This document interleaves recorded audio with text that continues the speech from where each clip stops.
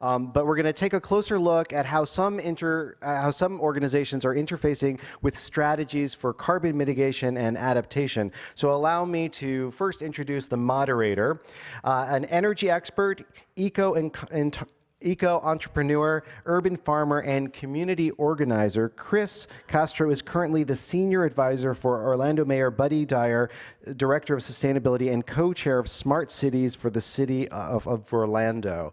And reading his bio, I was like, this is an incredibly ambitious person who's doing a lot of stuff, including having started a number of nonprofits, Ideas for Us, and an international group that is looking at global environmental solutions and to fund local action. So please welcome Chris Castro, and he will introduce all of our panelists.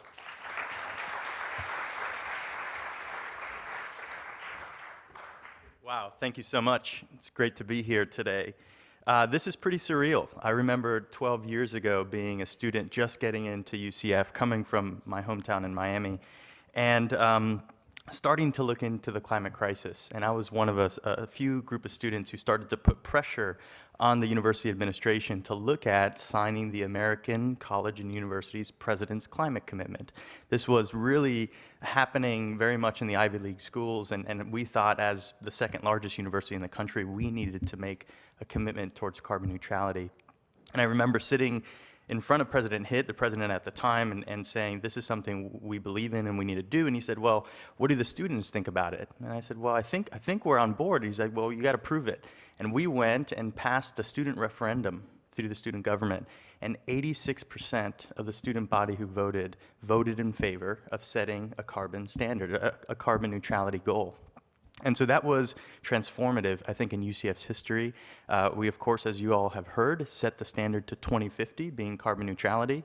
And shortly after that became empowered and with a select group of students, started Ideas for Us, which is today we'll hear more about from our executive director, Clayton Ferrara. But it's tremendous what UCF has been doing under the leadership of now President Dale Whitaker, of Dave Norvell, Kurt Wade, Nate Boyd, and the entire team. Yada, of course, with sustainability. UCF is becoming a force to be reckoned with in this topic, and today's event is a prime example as a result. So I have the fortune of bringing up an incredible group of fellow panelists, and so I'm just going to quickly bring you up and we'll make introductions on your own. But first and foremost, let's bring up Anna Sampson, let's bring up Chris back up to the stage, Rod Braun, and Wei Sun. Please join me up here on stage and let's give them a warm welcome.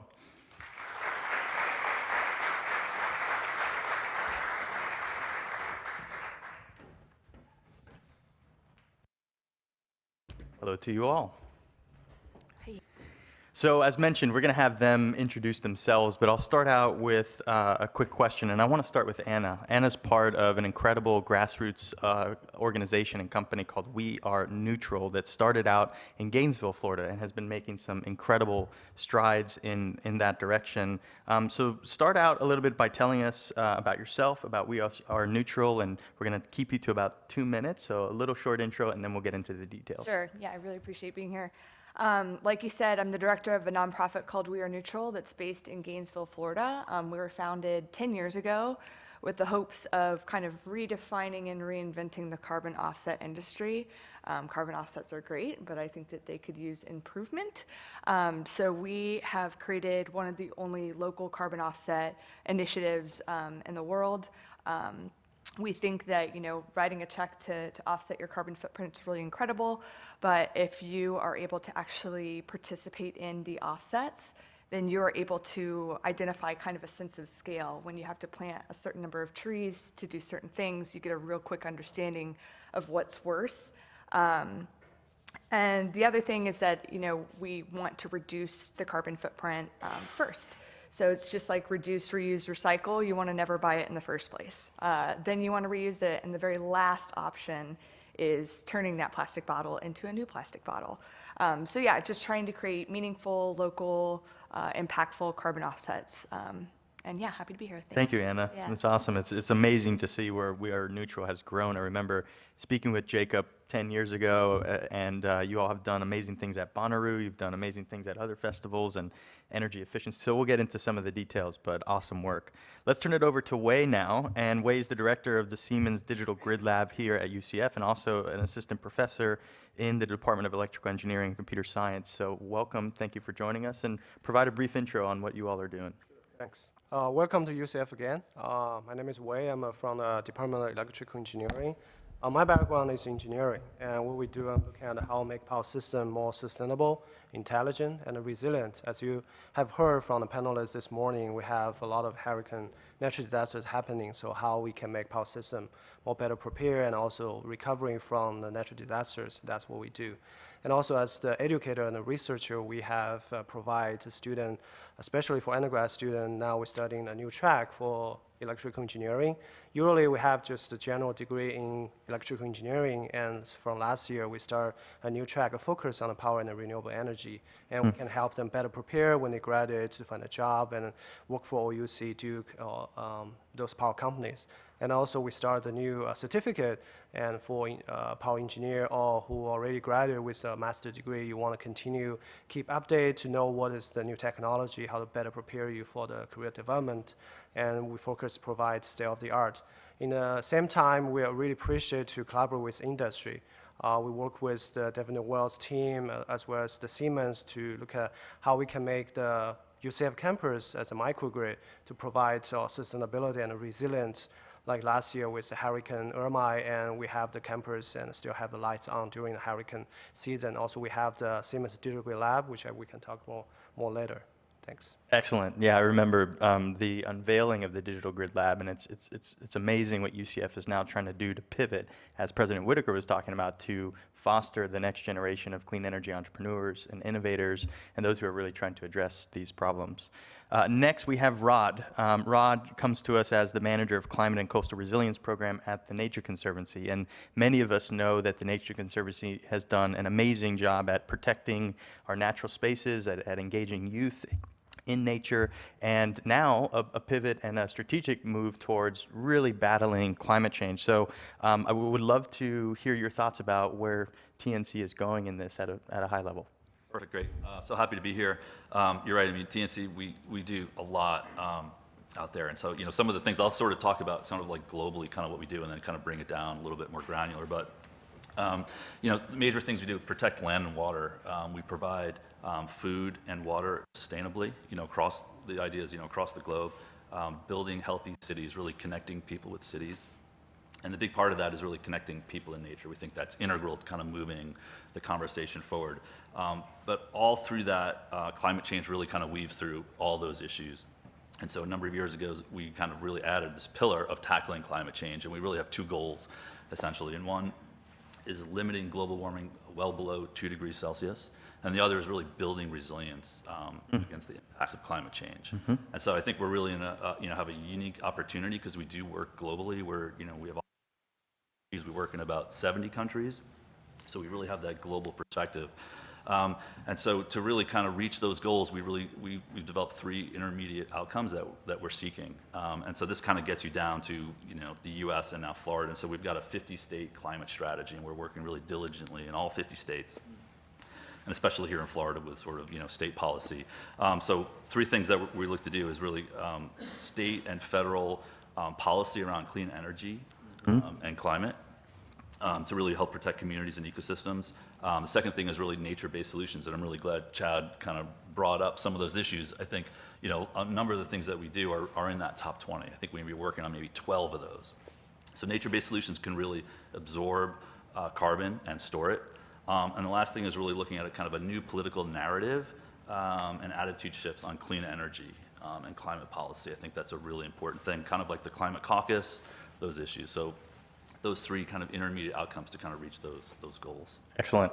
I think it's really exciting to see a large organization like TNC take this leadership approach in that respect. And so good on you on that. And then finally, Chad, we heard a lot about you, and I'm extremely impressed at what you just presented. We didn't get in, when Paul was here earlier this year, Paul Hawken with Project Drawdown, he talked at a very high level about Project Drawdown and the solutions, and you really got granular about how you all went about doing that, and really appreciate it.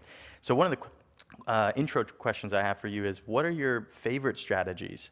They may or may not be the most impactful, but looking through this list of 100, what inspired you, or what kind of maybe excited you about these solutions? Yeah, thanks, Chris. And sorry about going over. It's really hard to try and talk about how we calculate the solutions to the entire system at a global scale. In 15 minutes. In 15 minutes, right. It's okay. But, I mean, so I'm going to actually have a different response to that, because I don't have a single favorite or even a collection of favorite. I actually might, if I were to pick something, it'd be the system change itself as a solution. Because, you know, these are technologies and practice as a whole, that system shift, that we would want whether or not global warming was even a problem, because they all have these additional cascading benefits to human and planetary well-being. When we think about, you know, renewable energy systems, this is really results in clean, abundant access to energy for all. When we think about plant-rich diets and reduced food waste, this is about providing a healthy global population with enough food and sustenance. When we think about family planning and educating girls, this is about human rights and gender equality. It's about justice and economic improvement. When we think about, you know, regenerative agriculture, managed grazing, silvopasture, tropical tree staple crops, this improves soil health and productivity, improves water retention, benefits smallholder farmers, large farming operations alike, and brings carbon back to the land. When we protect our ecosystems, we protect biodiversity in the safeguard planetary health and the oxygen that we all breathe. Its benefit to all species is truly incalculable. And it's not even going to cost that much to have that system shift, right? And I'll get into the calculations, maybe another question, but when I think about solutions, what's my favorite?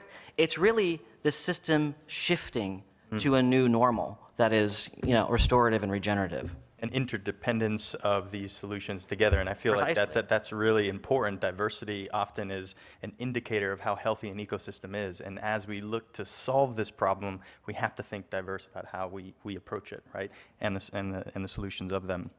So I think it's important, as experts in this space, for us to understand what you feel are some of the biggest concerns that you and your team have as it relates to the progressive nature of climate change. What are some examples that you can illustrate and articulate for us that you feel are issues, you know, that are blatantly obvious and that are essentially the fuel behind why we must act in an urgent way? So, and that's open to the panel here. So maybe we start out with you, Anna, if you're interested. Yeah. Good. I think the obvious answers are obviously, you know, how we're seeing it in hurricanes, and we've started to not only use our nonprofit to fight climate change, but now we are having relief efforts for the victims of climate change, which is interesting.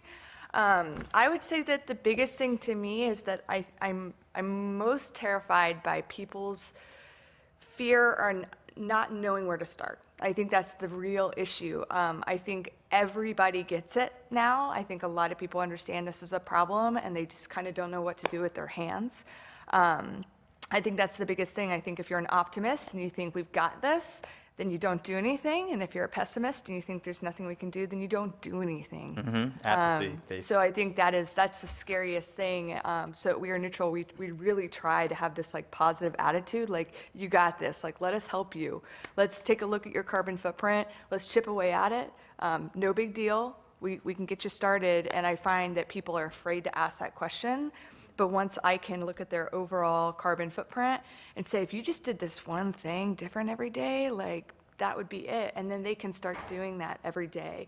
And everybody's different. For some people that's flying, and other people that have very low emission lifestyles, it's something completely different. But I just think the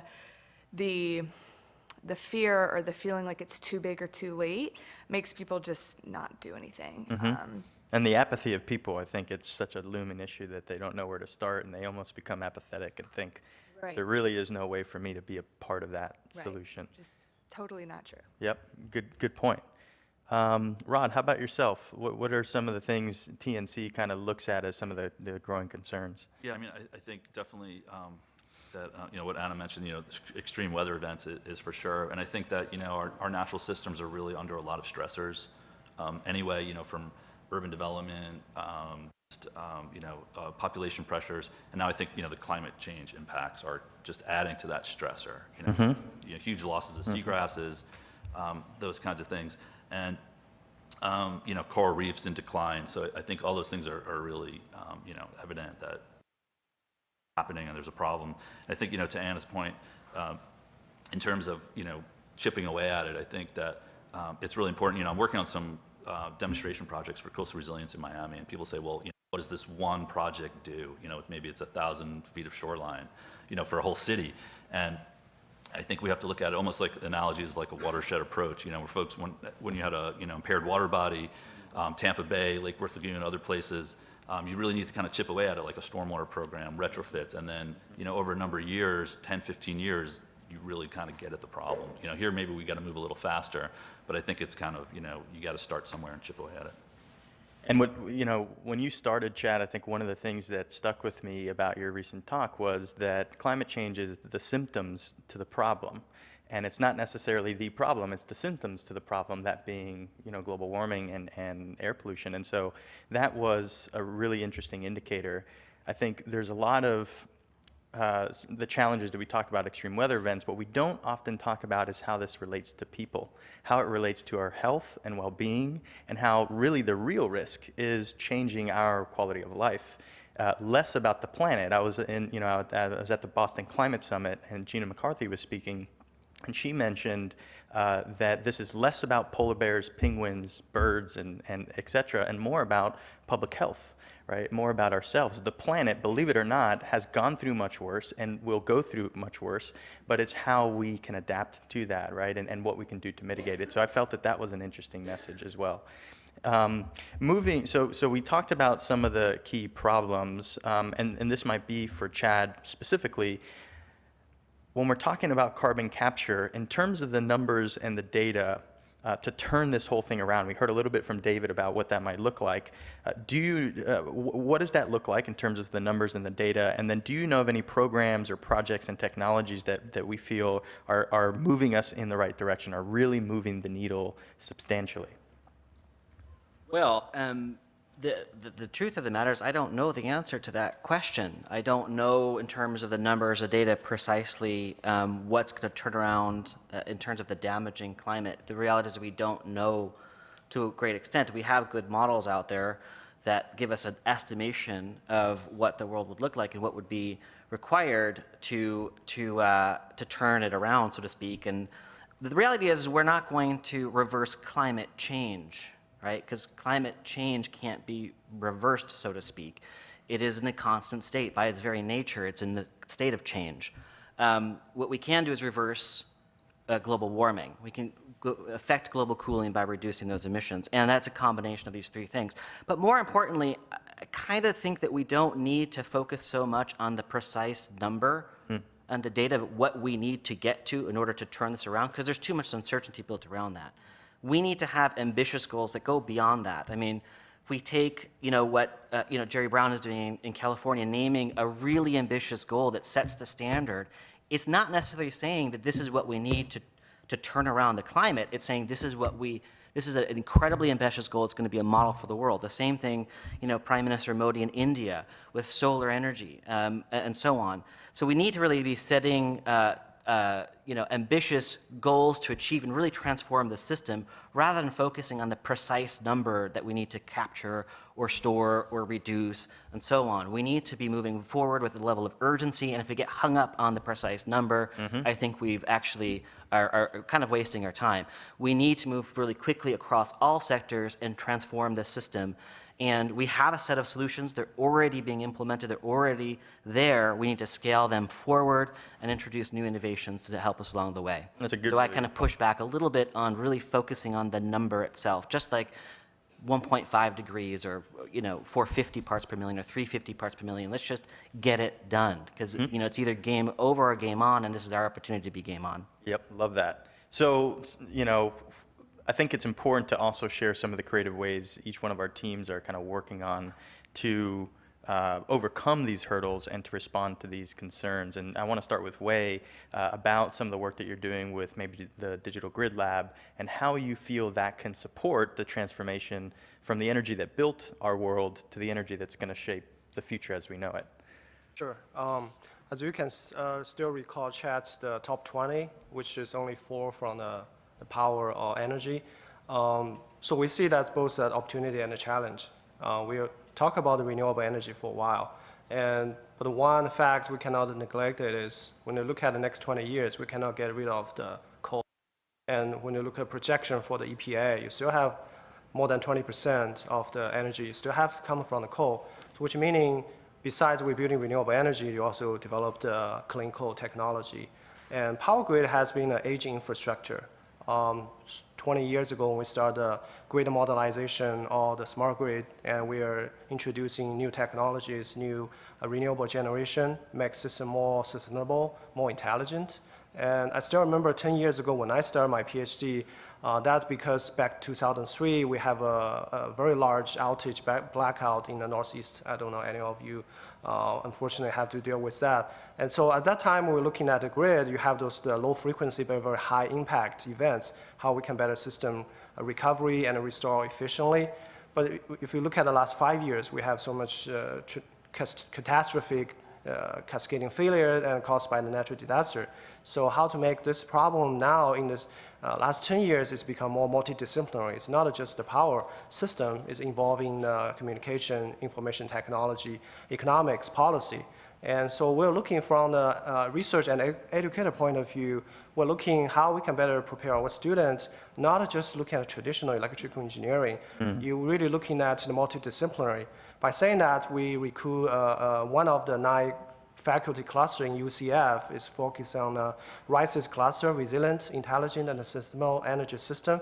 We have the faculty from not only electrical engineering, also material science, politics, and also civil engineering. So when we look at all those faculty, we provide students really diversify and background and provide the education for them.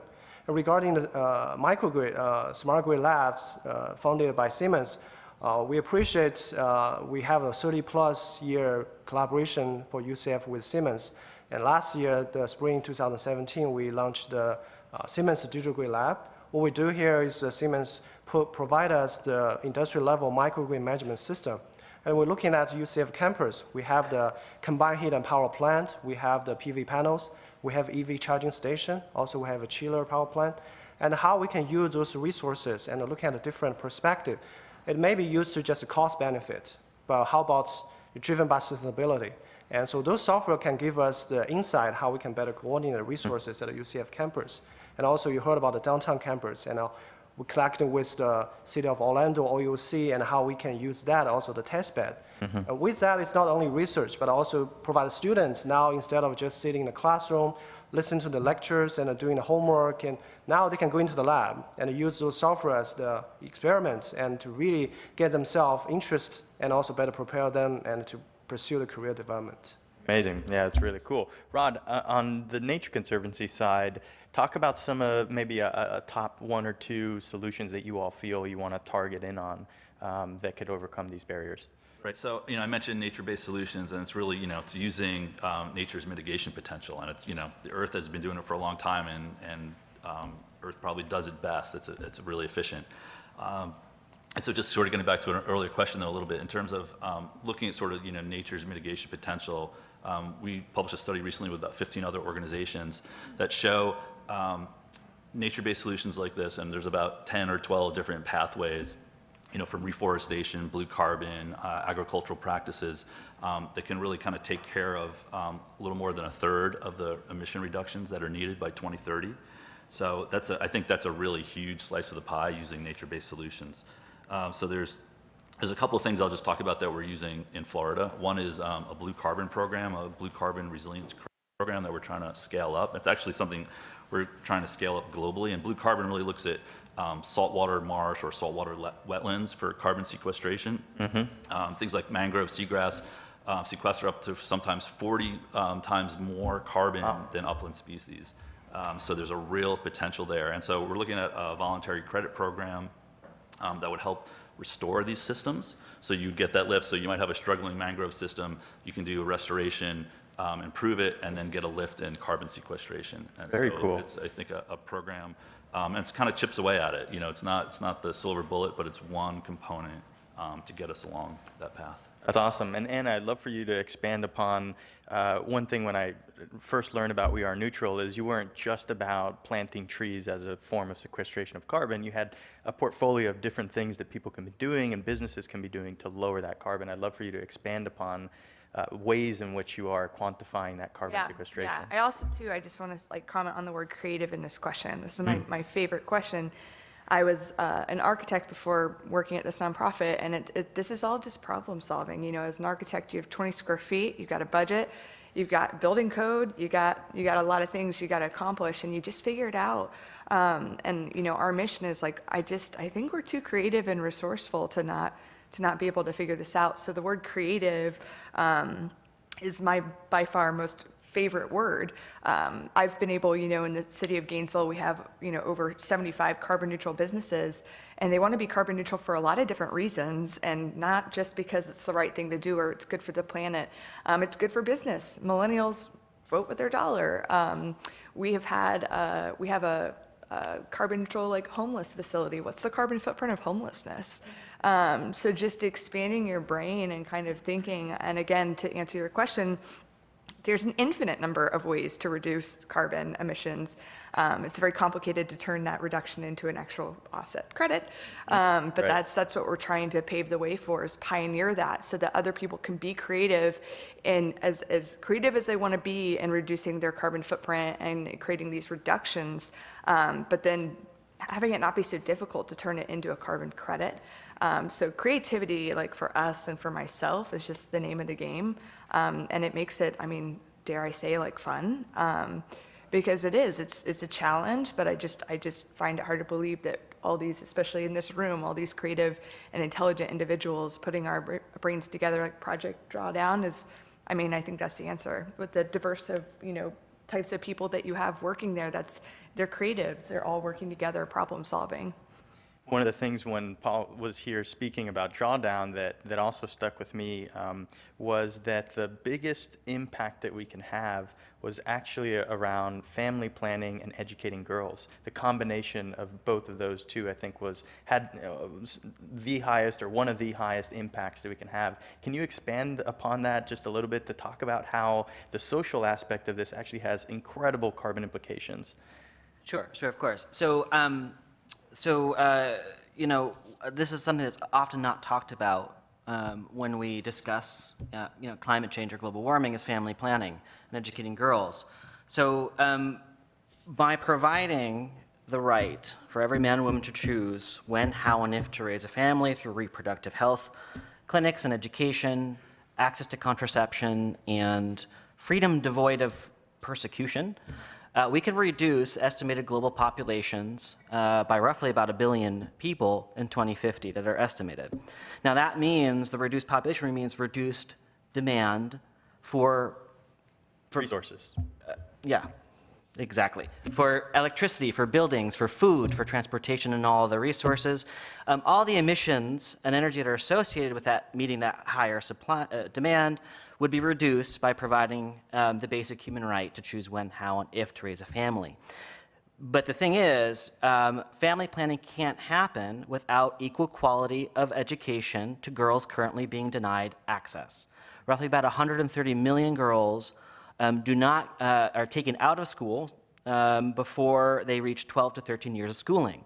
Now, studies show that when girls stay in school and provide equal quality of education, so this is really about universal education, right? That they have dramatically different life outcomes, right? Delayed onset of marriage, reduced family size, improved economic opportunities, right?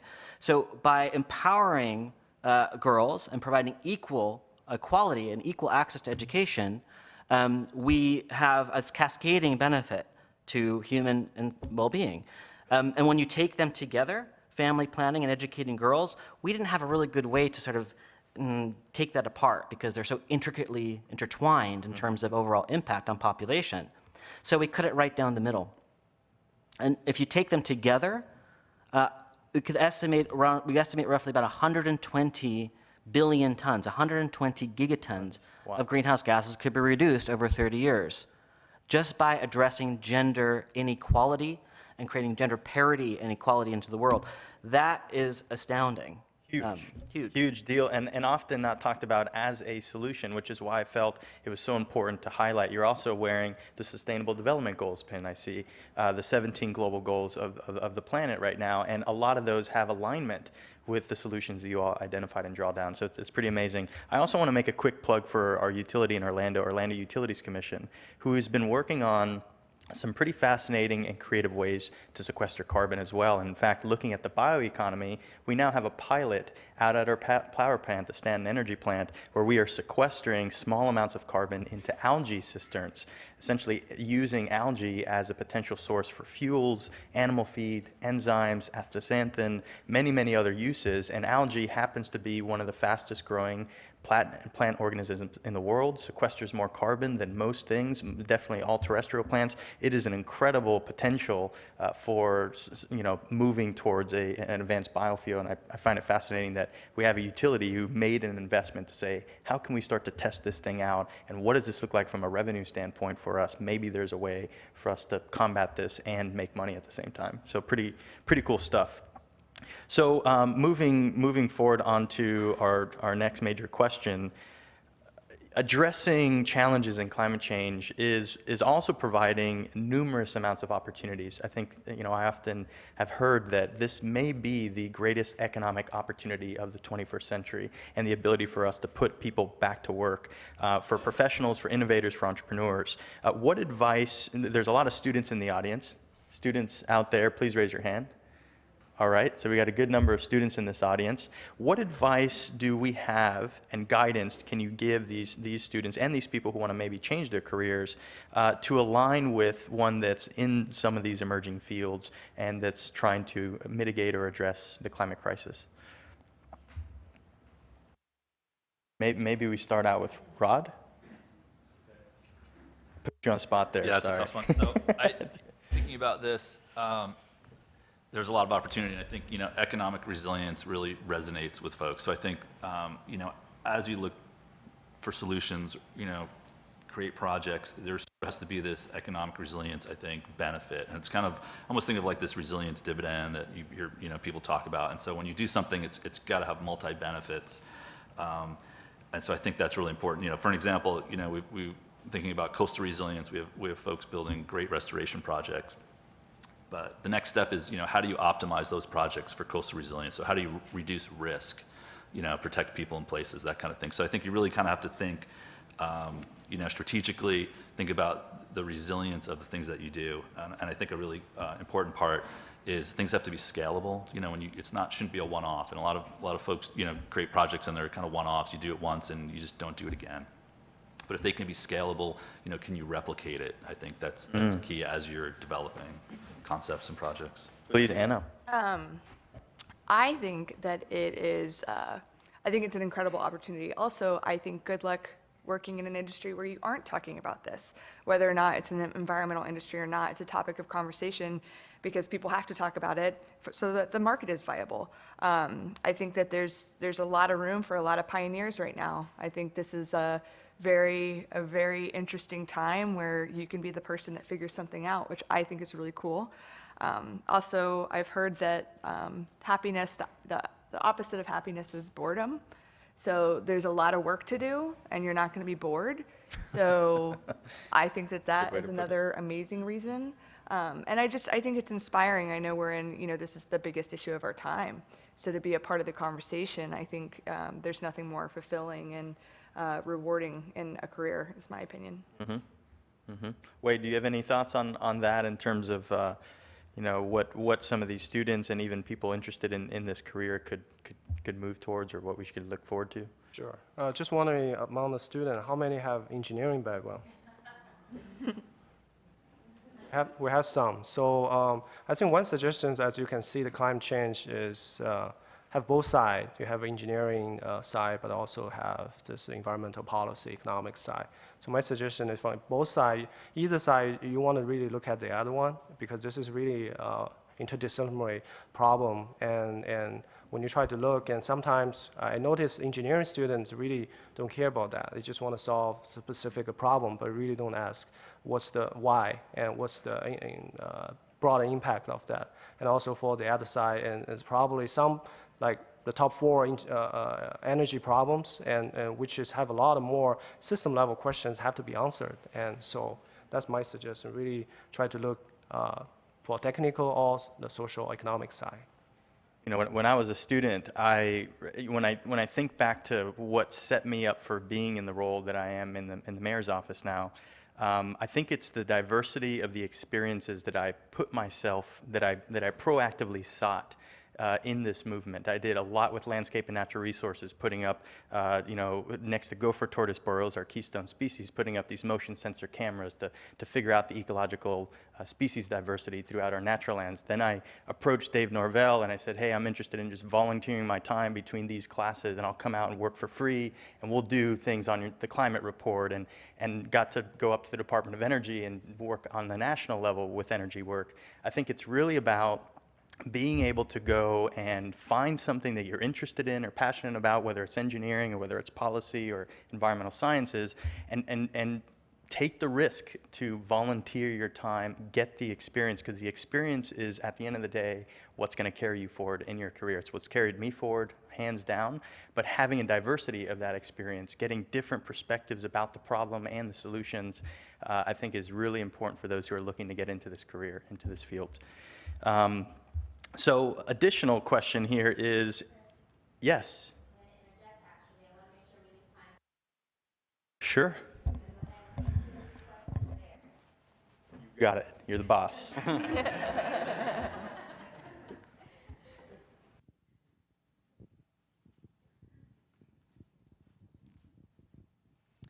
Hi.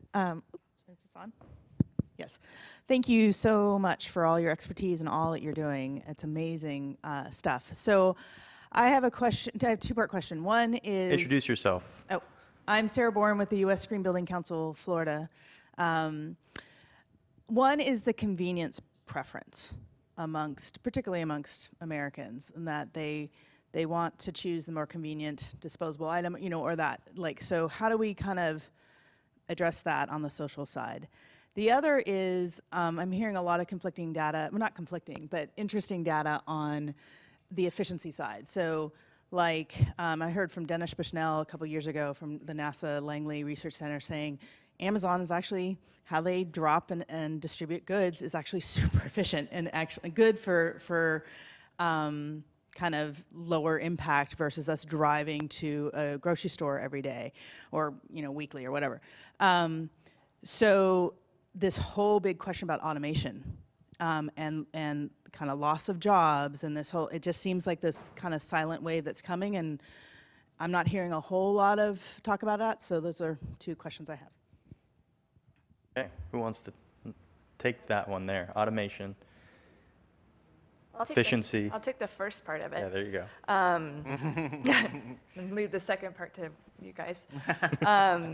I would say that something that's missing with like you say, the convenience and the impulse is kind of what I mentioned in when I introduced myself, as a sense of scale. You know how long it's going to take to read a book versus riding your bike across the country, right? You know what costs more, a piece of paper or a mansion? So that's just that's stupid questions, right? But nobody knows, if they're even trying to make the right choice, which one is the right choice. So I think that there's a huge missing piece here, where if I'm at the store and I want to make the right choice and I've got 3 seconds, I don't know what it is. Even I'm still learning what's worse. So really, that educational component of if you have a quick chance to choose between this or this, I think 9 times out of 10 they're going to make the right choice, but we just don't have that sense of scale quite in our brains yet. So I think that that's a really just if there was a sense of scale, people are really good to remember those reusable bags, but they're still driving to the grocery store. So I think just just having that awareness, I think would help in that impulse decision. I'll just follow up on that Yeah. and leave the Please. second part to you guys. I can talk about that too later, but. Maybe Wei with But I would also say, following up with this, we're inundated by stories of doom and gloom in the media, right? We're presented with the horrifying future, but not the solutions themselves. We're not even aware, as you're pointing out, what are the options in front of us. We're not presented us in a this is a solution to a systemic problem. We're not presented as an opportunity. The media is showing us this, there's the apocalypse is upon us and there's nothing we can do about it, or these crafted images and stories in order to elicit fear and apathy. That's not a tool for making a right decision, right? Or even an informed decision. We're not being presented with the options as the solutions that are readily available to us. I think part of it is education. It's education, it's media, it's transforming the way we see these options and presenting them as opportunities, as solutions. I think people are naturally disposed to going in that direction when they're actually given information. And these information barriers are, prevalent across the globe. We're stuck in silos and we're stuck into this paradigm of fear, and we need to move beyond that. And I think that's one of the really key pieces of activating people with that knowledge base. Well, and what frustrates me is that the conversation isn't about the solutions, as you're saying. It's about whether or not the problem even exists. And I think that is the debate that we're having. Does it exist or does it not exist? It isn't, is your solution better than my solution? We have to move past this kind of impasse that we have about whether or not there's a problem. And part of that comes with our vote and which candidates are in office that one, believe that there is a problem, and two, want to address it, right? So I think that's also really important. Well, I also just to follow up, I think we have to think that this is that what you just described is very much a U.S. focused, and I think about the globe as a whole. Good point. I don't think that debate is as poignant in the rest of the world, and here it's even, I think, moving away from that. Does it exist? We just saw with the Trump administration, saying, well, it's going to happen, so we're going to get to 4 degrees anyway, so we shouldn't really do anything about it, right? In fact, I thought it was fabulous that it was happening. So it's not that question anymore. It's really, we're still being inundated with that, even with the IPCC 1.5 degree report that just came out, with the horrifying cataclysmic apocalypse if we don't do anything. But we aren't presented with what we can do and what are the solutions, and I think that's really going to spur things forward. That's where Drawdown came. Please. Hi, can you hear me? Introduce yourself. Yes. Hi, my name is Yokarditi Rocha. I'm the executive director of the Clio Institute. We're a nonprofit based in Miami that focuses on climate literacy, engagement, and advocacy. And I wanted to say, actually, to kind of segue in what you just said, after the IPCC report was released on Monday, we were inundated by calls and panic calls from different media outlets and some of our networks. But I wanted to first acknowledge that we'll be hosting our annual year celebration, and we have our keynote. Very happy to announce it's going to be Paul Hawken from Project Drawdown. And in anticipation of our presentation with him, we decided to bring the books to all the mayors in Miami-Dade County. So we have actually delivered books to all the municipalities in Miami-Dade County with a letter attached to that addresses the IPCC report, but highlights the solution. So we went out yesterday in a massive effort to deliver as many books to all our mayors to make sure that they understand that there are solutions out there. So I'm looking for a funder that would like to deliver mayors to all other policymakers. So we deliver ASAP. So if anybody's interested in that, come see us. But my question is to Chad, and regarding Project Drawdown, we've been huge supporters and really fans of all the solutions presented. with the IPCC report released on Monday, what would be the main takeaway? Yes, we know there are the solutions out there. We know that this is pretty much the last call to really get us on the pathway to draw down greenhouse gases from an atmosphere. What would be the main takeaway out of this report with your project out there, already ready to be implemented, at least 80 of those solutions out there? What would be the one message you want to say to policymakers out there? Okay, And I don't know if you have all the time in the world for that, but. Well, I would say that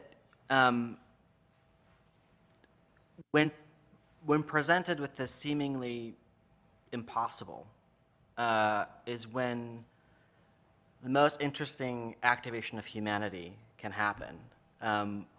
And this does seem impossible when confronted with the IPCC report. But we as the species can do this. We have the capacity to do it. And so we can, as you know, to quote Paul, to be honest, is either game over or game on. If we accept this as what's going to happen, well, you know, we're in a bit of trouble. But we don't need to. We can make this an opportunity to create the future that we want. Because if it's happening to us, we're kind of victimized, right? But if it's happening for us as a turning point, then we can achieve that goal. And so I would say to policymakers, yes, this report has a lot of good information. Some of it is sensationalized, some of it's really good. I mean, all of it is really good, but you know, it's an indicator that we have to go forward quickly, ambitiously, and we can't hold back any longer. We need to go from ambition to accelerating action. Yes, we need to set those ambitious targets. We need our goals. We need to have that as a pathway forward. Because if we're going on the wrong pathway, we're still on the wrong pathway no matter how far we've gone along it. We need to switch that gears and go to something that's accelerating implementation of all of these technologies and practices that we know are possible, and to start innovating and moving really quickly. And we have the capacity to do it. There's nothing holding us back except our own lack of will. And so we all need to think about how we, from the bottom up, from the top down, and the middle out, can benefit from this new system that we need to have. And that's what the IPCC is basically telling us. Excellent. Well, we ran out of time. Let's give everybody a round of applause for this amazing panel.